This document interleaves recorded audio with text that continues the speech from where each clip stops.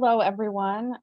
Thank you for joining us today on this Friday afternoon.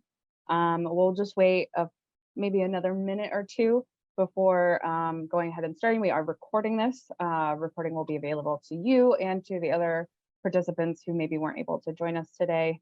Well, it's 3 after. I will continue to watch the participants list to see if anybody else popped into the waiting room, but in the meantime, I guess we can get started.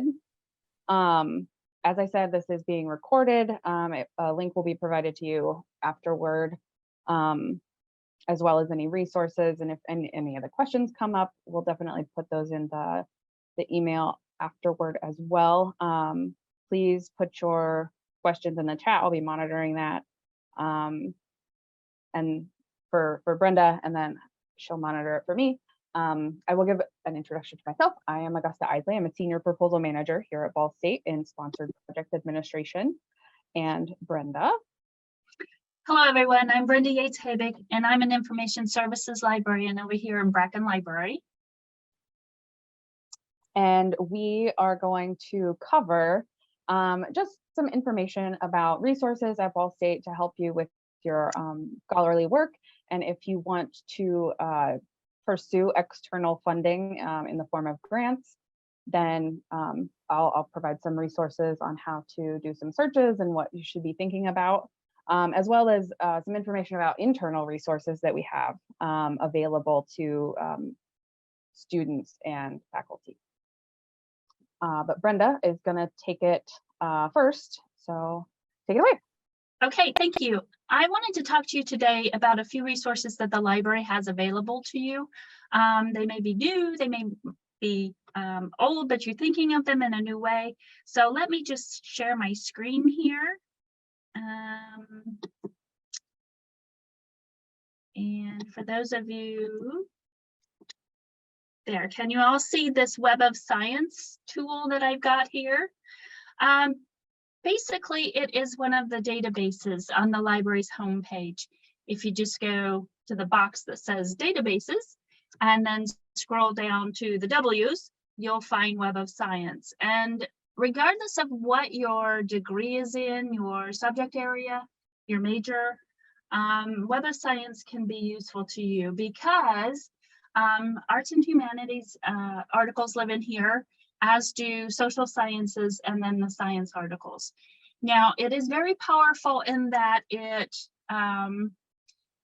has those core journals in each of those disciplines, the articles living in here, okay? And so sometimes when you go to the databases page and you pick one, you have to do a lot of limiting and filtering as you're searching. So you're weeding out newspaper articles, or you're telling it you only want peer reviewed.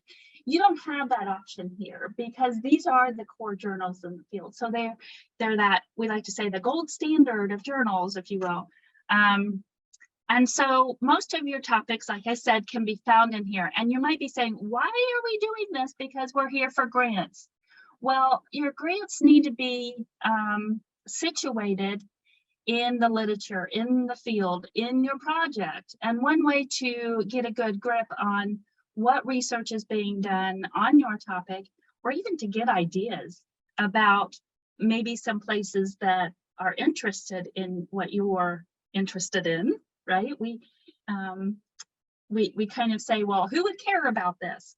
And this is a good resource to sort of get you down that path and maybe start some thinking about those questions. So I'm going to go ahead. Let me go back.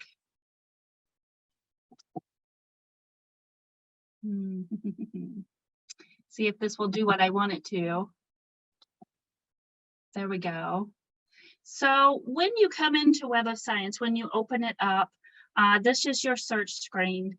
And I just plugged in higher education because we were talking about something else getting ready for this. I want to change out my search. I want to change it to the idea of wellness. And I'm going to come down here and add a row, or a box. Also, you're going to be using these boxes to search with, just like you do the other databases. So basically, you're looking for any nouns or synonyms of those nouns that are your topic. Okay, so if we came up with something else for wellness, we could put it up here.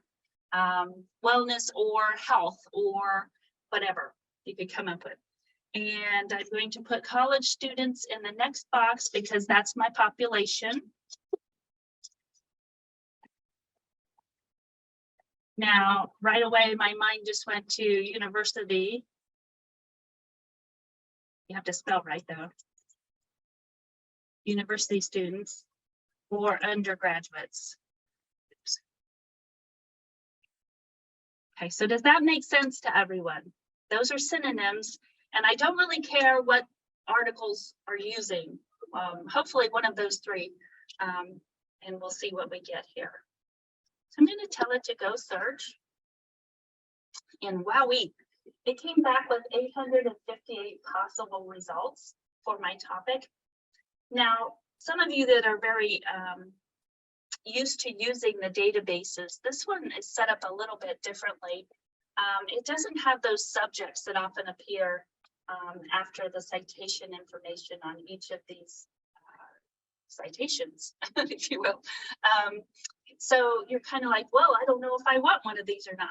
Before you start deciding that, notice how these articles, these 800 and some, these citations are organized. And if you look here, it's by relevance. And that means relevant to what I typed in. So those that are the most will come obviously to the top. There is a drop down here under relevance. So you could rearrange this by the most recent. So if you want the most recent articles research on your topic, you could tell it, reshuffle this list for me. I also know that there's an option under there for time cited. And I encourage you to do that, reshuffle it a third time for time cited, so that you can get a sense of the articles that have been talked about the most in your field with your topic. Okay, because your work, your idea, your article of interest is being talked about by those experts for some reason. Now, the reason can be good. It could be, this research was sort of, wasn't the best, blah, blah, blah. But you're going to find out what that discussion is about. And that's really important as you start putting your work together, looking for funding, that kind of thing. Okay. Any questions so far? Are we good? I always like to point out too, that when you come to this resource, typically we're like all about the articles, find the articles. And that's great. But I also want you to think about using this in other ways. And you're like, what are you talking about? Okay, so this highly cited, there are 3 articles that are highly cited with my search terms. And that's what I was talking about. Those that are the most cited, zone in on those. So that can be used in a class for an assignment, if you will, and you need to have a discussion topic. That's a really good place to go if you're stuck, especially. Or you want an idea, what would be of interest in my field and what's being talked about. So you have to reframe how you think about coming to this and use it. The other thing you want to zone in on, and not every search, and I'm going to say this and you're going to go, what? Not every search will have hot papers, but when they're there, they're hot. Okay, they are recent articles that are getting a lot of attention quickly in the field.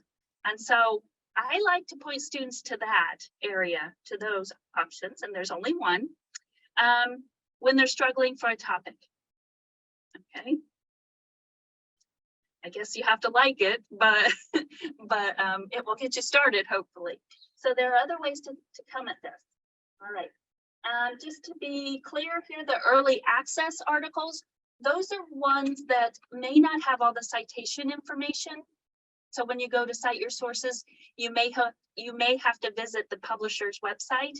And the reason for that is sometimes journals will put articles out to get discussion going, to get feedback.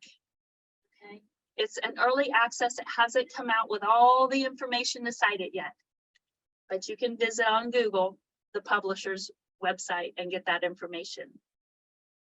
All right, so that's all the left side. Now, I've got 858 results. I could search within those using this box right here.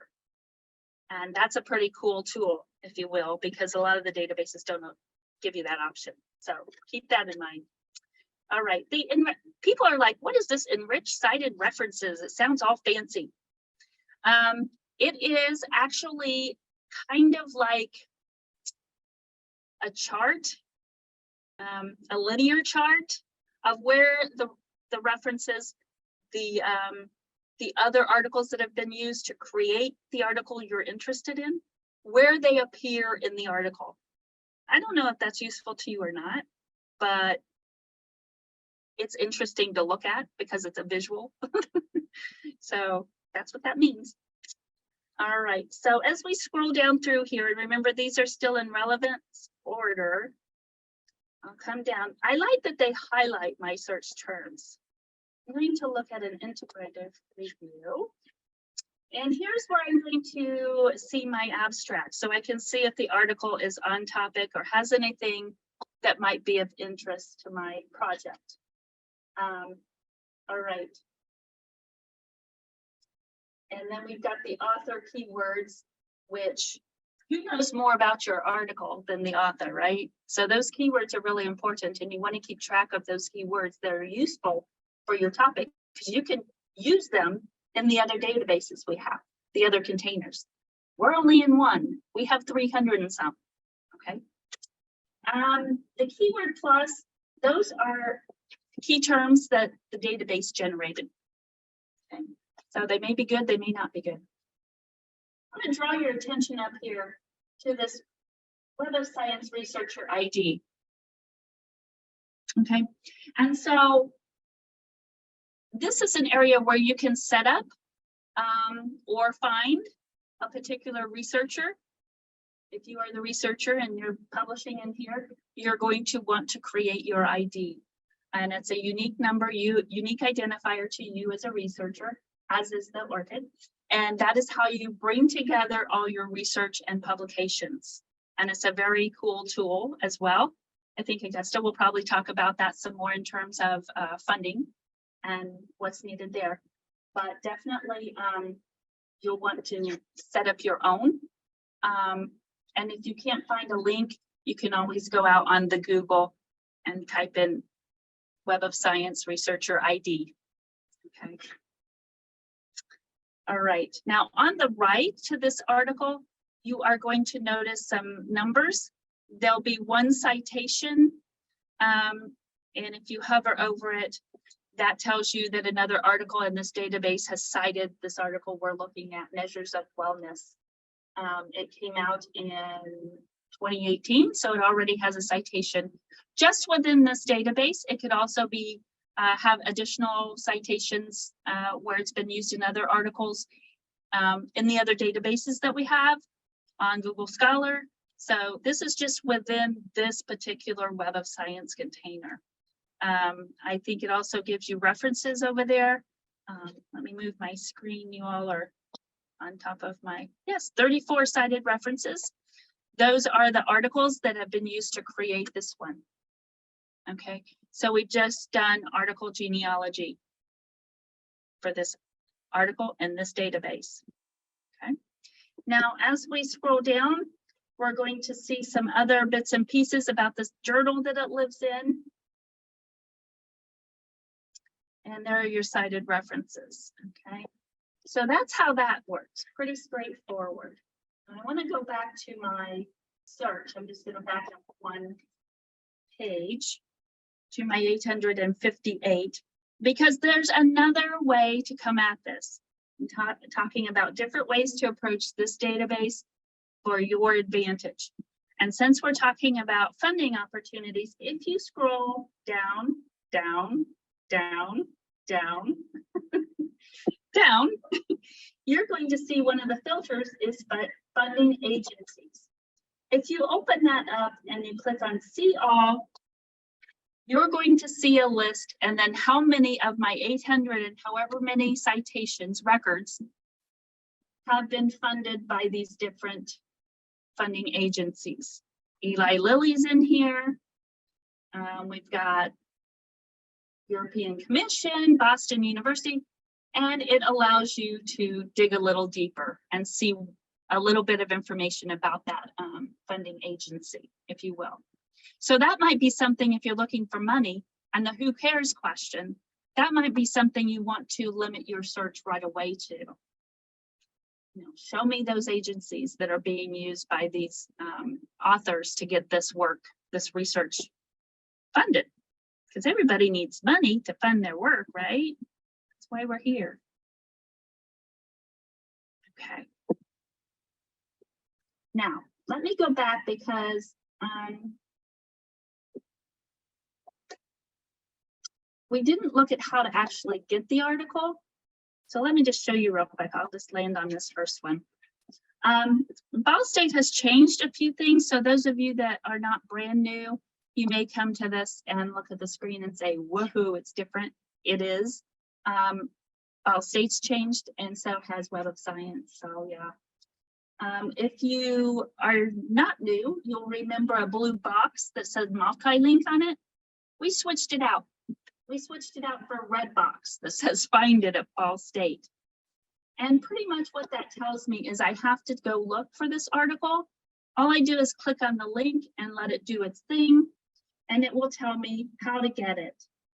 Now there's nothing there, but you'll see a link that says request through interlibrary loan. So I will have to have this article sent to me as a PDF through interlibrary loan. And this is something that students are paying for with their tuition dollars. They're not going to come around and charge you extra for this, okay? And so what you need to know, because sometimes dates are important when you're trying to get funding and you're trying to get your work done. Interlibrary loan, we like to say, happens within 5 to 7 business days.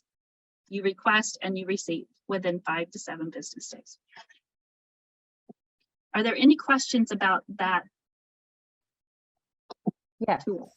Do you still have to sign up for interlibrary loan separately from your Ball State account? From your email account? Yes, you do. But you do use your credentials, your email credentials, to sign up for it.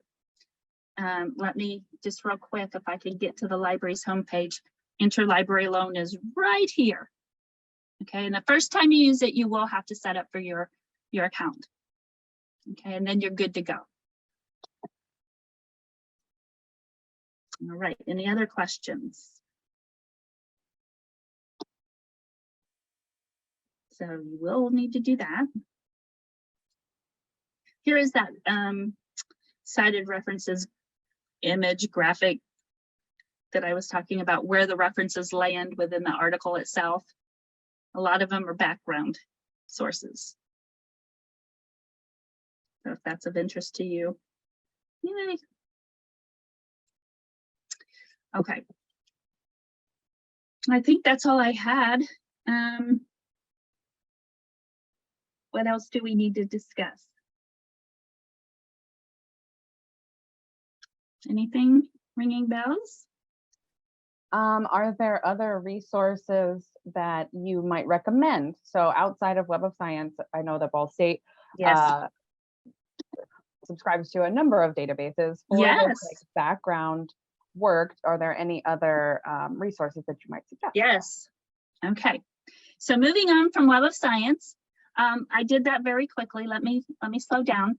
Here we are on the library's homepage. Okay. And so here we are. And if you scroll yourself down, here are the databases right here. And this is what pops up. So you can certainly come in here and visit a database that would work with your subject. Okay.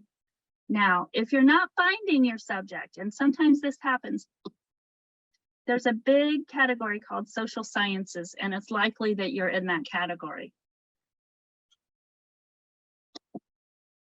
Some of you might be familiar with Academic Search Complete. It's a very good general database, meaning that it covers lots of different topics and lots of different subject areas. So it may be something you want to visit. Yeah, that was a good point, Augusta. You don't want to just use Web of Science. I say use it for the heavy lifting, right? For checking out the funding agencies that go with your topic, for doing a little bit heavy of a research on your topic. This Academic Search Complete, totally different journals live in it than live in Web of Science. Okay, so for example, what do I mean when I say that? Well, if we do wellness, well, let me get my cursor up here. If we do wellness here, oh, they've got some synonyms for me. That's different. Okay, and I could do college student or university student or undergraduates. They're very helpful with those nouns and synonyms. Well, and that's important. And you know what? I'll share this with you because it can be useful. Sometimes you're stuck, right? You're like, oh, I can't think of any. I'll come into I'll come into Academic Search Complete, type in the word I'm thinking, the noun I'm thinking, and see what some of the synonyms are. Take those synonyms and go into Web of Science. Let the machines do the work. We like that. Okay, so we've got 8,000. That's quite a bit more. But again, on the left is where you really have to focus your attention in this particular database. It doesn't give you funding agencies, but it does give you peer reviewed, it gives you a timeline, and it gives you academic journals. So you get to be in charge of quite a bit here. And we don't need a historical look at this topic, so we'll move it up a little more recent. But still, we've got 4,000 and some. Okay, now how do you fix that? I get that question all the time. I've got too many. How do I fix this? You come up here in this third box and you think of another noun that's related to your interest, to your topic, and people are like, where do I get that? And so here's where you can start browsing through some of these subjects for each of these articles and see what stands out to you of interest. Okay. So definitely combine your forces, use Web of Science, but don't neglect the others either. Any questions from the audience? There are no questions in the chat right now. Okay, well, you can always come back to it if you've got questions. Oh, I know, I have one more thing. I often get asked, where do I go for ideas? Well, I shared a few ways to think about Web of Science with the hot papers and the highly cited, but oftentimes students aren't even to that point, right? You're just fresh, you're just starting, they're like, I'm stuck, I need ideas. Okay, if you come into these databases and you start looking around on just something that's of this big interest, you know, it doesn't have to be this big idea that you've got, just somewhat in passing, you're kind of interested. If you browse one or two or three of these articles and go to the bottom, the last part of it, there should be a paragraph or information saying what has not been done, what has not been covered. The same thing in those articles that are showing up in Web of Science. They're going to tell you what they've done, what they found, and what's left to do. Okay, and also, and this is going to sound very strange when I say it, but if you go to the database under the letter D for dissertations and thesis, you may be going, whoa, Brenda, I'm not there. No, you're not, but if you limit, I think you can limit in this one to full text. If not, go to EBSCO full text dissertations, I think it's called. Show you. Because these projects, in addition to giving you a ton of ideas, there it is, EBSCO open dissertations. Most of these are full text. In addition to giving you a ton of ideas, they should also say in the abstract, which is usually the first 24 pages, or within the first 24 pages of the project,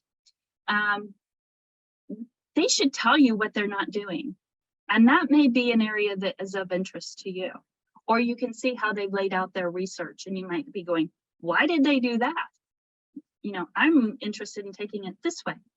So these are options for you. Again, reframe, rethink when you come to these resources, how you can use them for yourself.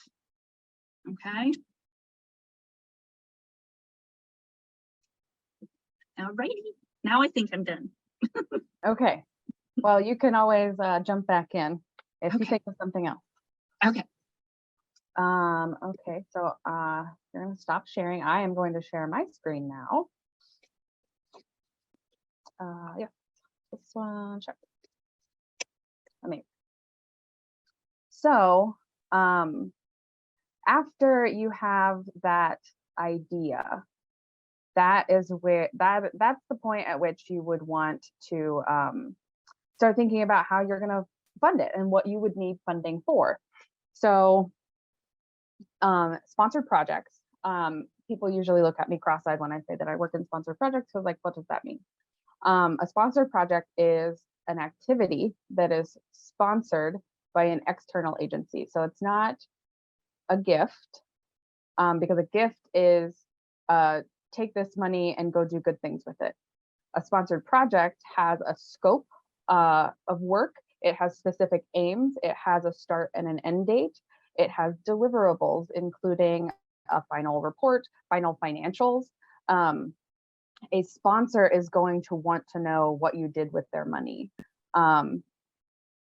outlined in the way that you put it together in a proposal. So that's what sponsor project is, and that's what those are the types of things that you're looking for funding for. So if you have, you have this idea and you're like, I need money to do field work, then that's what you can get a grant for. Specifically at the student level, participant support. So like if you need to do a survey, you can do research incentives. If you want to run a training program, that's something you can do. If you need, sometimes sponsors will fund student wages. So there's a number of things that you can do with a sponsored project, with a grant for a sponsored project. So at the student level, I always suggest that students start thinking about the work that they want to do, starting with an elevator pitch. So I know that that's like, probably your professors have said that and you're like, ugh, I hate that phrase, but it's very helpful with a grant, because for obtaining a grant, it's a very specific type of persuasive writing. Like they have money and you want them to give you their money. So you have to convince them to do that. And so part of that is making sure that once you've done that background research, you can frame what you are doing, or what you're proposing to do within the literature, within your discipline, and say, here is how it's really great, and I am the person to do it.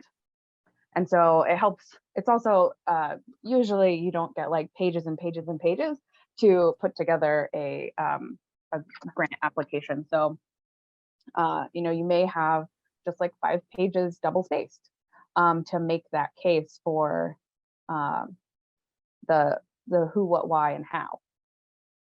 So definitely, once you have that idea, develop your elevator speech. That's a 30-second pitch of like what you're doing and why it's important. That will also help you hone down keywords about your work, which we'll talk about when we're talking about the SPIN database, why that's important. Brenda mentioned who's going to care. You always want to think about, well, it's helpful to identify a sponsor, but also like in the work that you're doing, the broader impacts of who your work is going to impact. So, is there a population that would specifically care about this? Would your professional association be interested in hearing about the research on frogs that you did? So, definitely think about who is going to care, who might be interested in both funding it and interested in the outcomes, because sponsors are also going to want to know how, like, again, what you did with the work that they funded. And that kind of flows into what is the merit of the work. That's all things that you would want to have encompassed in your elevator speech. So who's going to care and what's the merit? So with grant work, it's a long, sometimes tedious process. So always start early. For students, especially like master students, you're kind of already on a tight time schedule anyway. So, maybe some of you here are first semester master students, which is great, because you should be thinking now in your first semester for doing, if you want to get a grant and get funded research or scholarly work, typically you would be doing that either in the spring or summer next year. So then you're writing and already doing the outcomes part, like you're starting that already. So start early, start looking early, start thinking about what you want to do early. Be patient, but dedicated. It is a bit of a discipline to look for funding, and then know your timeline. So like I said, if you're going to do it in the spring, know that you're going to do the work in the spring. If you're going to do the work in the summer, know that you're going to do the work in the summer. So, back that timeline up of, if you want to apply for something to do work in the summer, you're probably going to have to apply in the fall or early spring to have enough time for that sponsor to turn around and say, congratulations, you're funded. Not that students would necessarily be applying to federal agencies, but federal agencies can take 6 to 9 months to turn around a decision on their funding applications. Foundations are less, but I mean, it still could be a couple months. And other smaller foundation or other smaller opportunities could be, a month, or I've seen them turn around as quick as like 3.5 weeks, but I mean, you can't guarantee that that's going to be the case. So think about your timeline and back it up appropriately, so that you're not like rushing or trying to find something to apply to at the last minute. And then for what Brenda shared, know who is funding in your discipline, what sponsors are out there. Talk to your peers and talk to your mentors. Look at articles, and they typically, if it's been funded by something, they have to acknowledge that they were funded by so and so agency. So that information is out there. There's also just like sponsors are all over social media, and they want to tell you all about the things that they're doing, which is great. So follow, if you find a couple sponsors that you like or that you're interested in applying to, follow them on Twitter, get on their Instagram, whatever. I don't really think that sponsors are up on more social media than that, but I don't know, look, check it out. So with that, you really should have your idea first, instead of going out and looking for sponsors and trying to put your idea into what sponsors want to fund. Like, that's kind of a backward. Once you have your idea, then you're able to go and find appropriate sponsors for that work. And a solid foundation of your action plan. So again, starting early, making sure you have a plan, making sure that you're prepared will help you to find that opportunity. And definitely talk to others about your idea in your field, in your department. Talk to your mentors, talk to your faculty, to make sure that what you're doing or what you want to do is, makes sense. And then, so you've done all of that pre-work and you want to get a grant, think about what it is that you want or need from said grant. Is it supplies, travel, services, so software, publication costs, data sets, and then those research incentives that I mentioned earlier. Important things to note as you go into searching for opportunities is you should always remember that it's the sponsor's money. So like you are doing something for them, which is why they want a report. And make sure that you are reading not only the guidelines of said opportunity, but also like you read up on what that sponsor's mission is, what they've funded in the past, the things that they're interested in, so that then again you can be persuasive in your narratives to what it is, like you can speak their language, and it's totally fine to feed that language back to them. That actually really helps like click in their mind. They're like, oh yeah, oh, they're hitting all the right parts, because they want, well, that one, you don't want to make it hard for them to align their goals with what you're doing, and two, like just make it easy for the reviewers to understand what you're doing and how it matches up with what they want.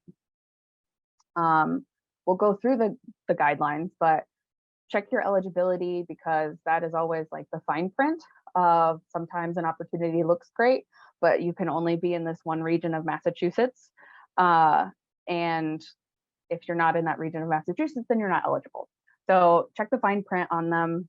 Also check the deadline, because if the deadline is tomorrow or in 2 weeks, that may not work for what you're doing, like you're not ready. Budget limitations.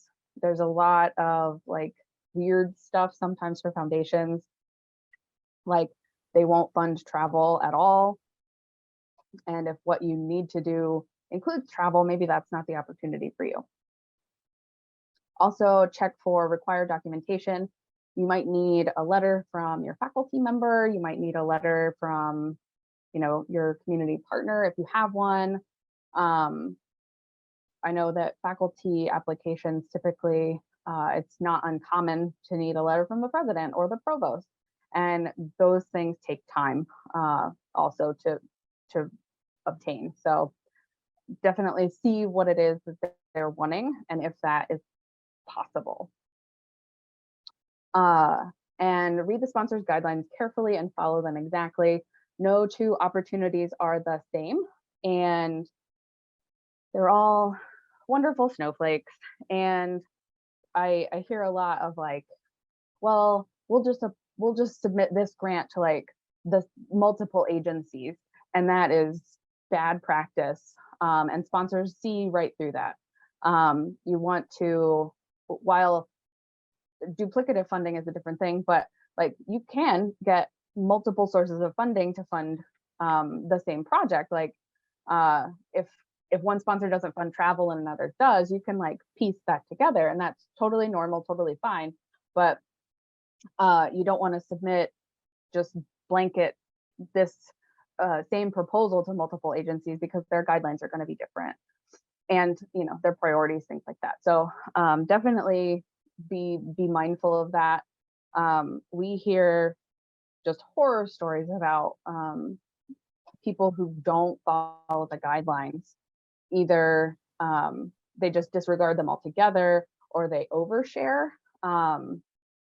So federal agencies specifically will say, follow the guidelines, because we will absolutely throw your application out if you don't use Times New Roman 10 with 1-inch margins.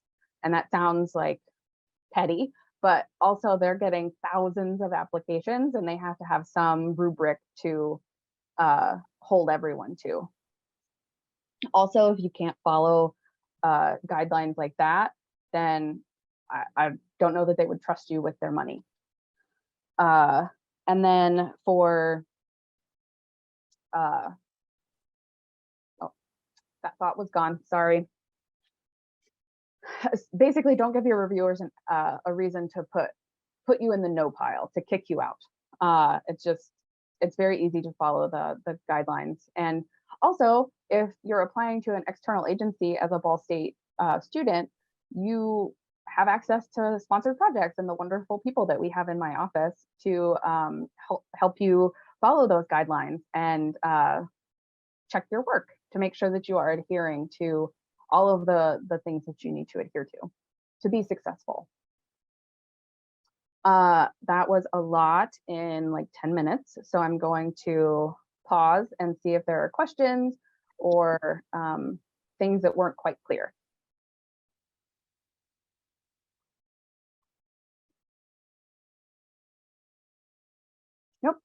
No questions. Okay. So very quickly more about grant writing. It's a special kind of descriptive writing. Always have people, like other people, your mother, your brother, your best friend, your faculty member, the secretary in your department, have lots of people read your work and make sure that it makes sense. A lot of times when we write, we kind of have a blind spot in like, trust me, I know what I'm doing. Well, that may be the case that you know what you're doing, but you have to explain that to a stranger. So have other people read your work and make sure that like the work makes sense and that you're describing how you are the person to do it.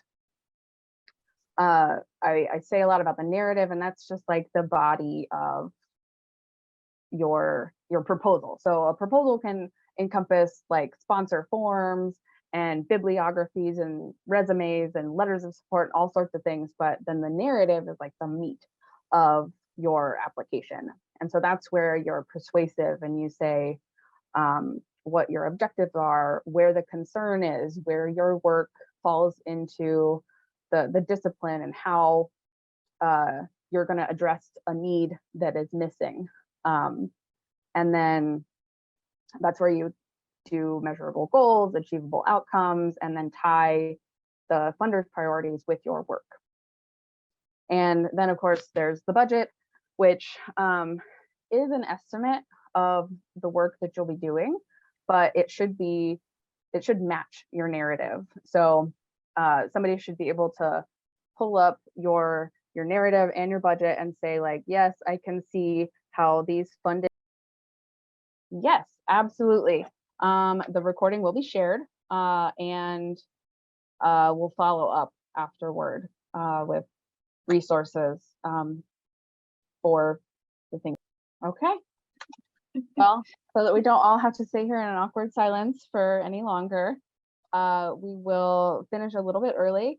And as I said, we'll share the link to the recording once we get it completed. And if you do, we'll include our contact information in there as well, so that if you have any follow-up questions, if you wake up in the middle of the night and have a question about your research, feel free to email us. And thank you so much for